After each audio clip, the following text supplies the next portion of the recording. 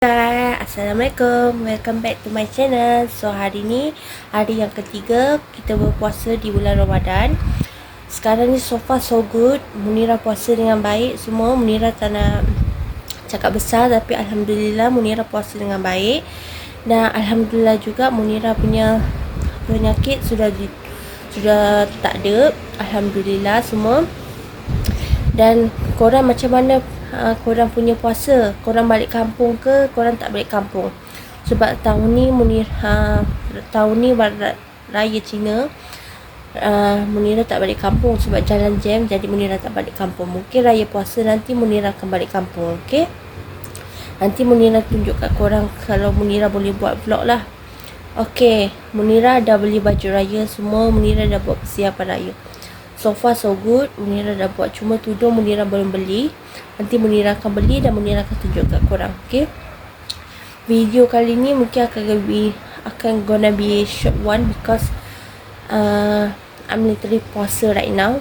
So yeah, I don't talk too much. So sekarang ni Munirah dekat rumah je, tak ada buat apa, baru bangun tidur. Selalunya Munirah akan bangun lambat, tapi sebabnya mak Munirah dah kejut dulu, jadi Munirah tak boleh tidur balik.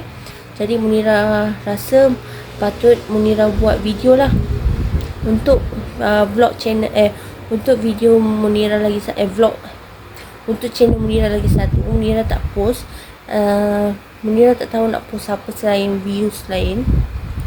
Jadi Munirah harap korang bagi suggestion untuk Munirah lah. Okay, untuk kali ni puasa meriah. Dan untuk pergi bazar Ramadan pula, tak adalah ramai sangat orang, tapi crowded lah juga. Sebabnya orang membeli belasan sini kan, banyak pelbagai juada berbuka yang sedap-sedap. Jadi Munirah macam rambang mata tau kalau korang nak tahu. Tapi Munirah, Alhamdulillah, Munirah tetapkan pendirian Munirah. Munirah tak tamak, takut nanti tak habis. Okay, itu je lah Munirah nak cakap. Bye.